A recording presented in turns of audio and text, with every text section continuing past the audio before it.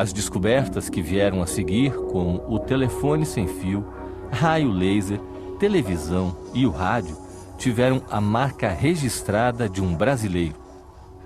Existem alguns trabalhos, né, sobre a vida e obra dele, descritos pelos seus primeiros biógrafos, sobretudo o Hernani Fornari e o Hamilton de Almeida.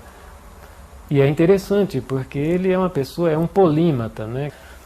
Ele tem interesse pela medicina, biologia, parapsicologia, postular o efeito Kirlian, né, que foi depois, mais de 20 anos, proposto por um casal de técnicos em eletrônica russos, o casal Kirlian. Então ele é interessante, tinha esses vários outros interesses, desenvolveu uma série de outros aparelhos e etc.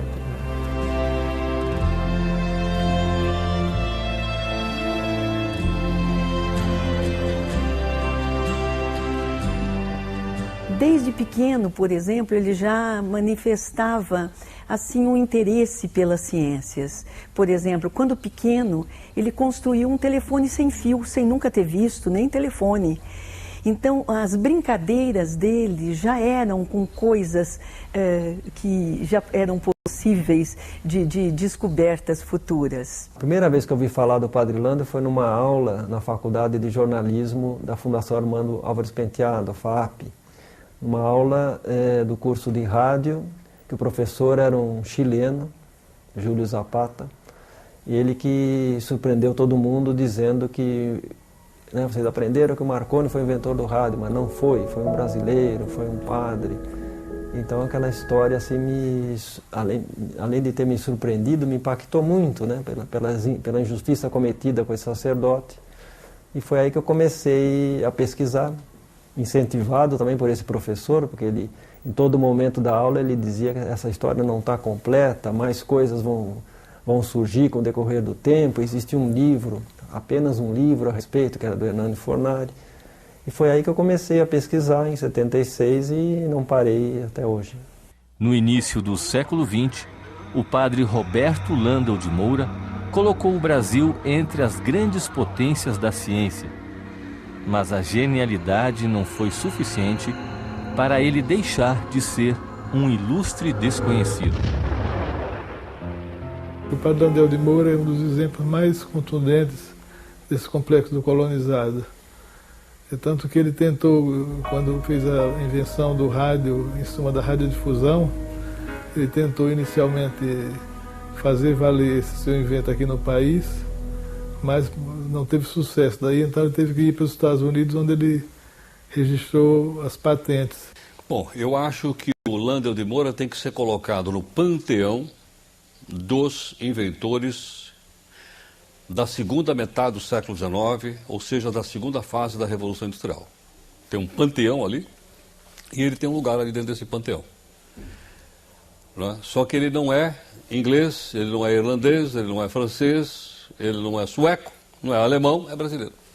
Enquanto nós, brasileiros, não dermos o devido crédito a Landel de Moura, o devido valor e o reconhecimento que ele foi um cientista que, por primeiro, transmitiu a voz humana sem os de fios, não serão os estrangeiros, não serão norte-americanos, ingleses ou italianos que o farão. O que se vê é que cada país promove o seu. O padre Roberto Landel de Moura deveria estar 100 anos-luz à frente da sua época, porque ele foi um gênio. Ele descobriu várias outras coisas. O rádio foi um dos inventos do padre, mas não foi o único. O pai que criou o rádio, que foi o precursor da fibra ótica, da televisão, é sem dúvida o padre Landel, como ele gostava de ser chamado. Aqui nós temos uma bobina de indução que gera alta tensão. Pode ser uma bobina de Rancorf, pode ser uma bobina de Tesla e pode ser esse tipo de bobina aqui.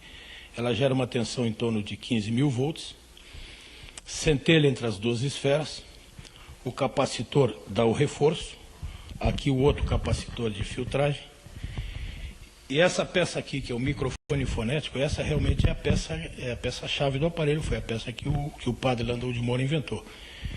Esse aparelho tem um diafragma que com a emissão da voz ele vibra e faz a centelha sair, o aparelho centelha com a mesma vibração, da mesma frequência da voz e emite a onda eletromagnética.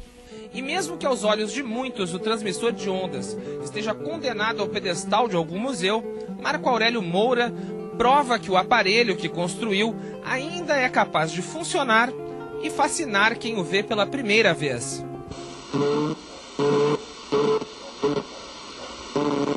O receptor é moderno, mas nem por isso a experiência perde o encanto da primeira vez.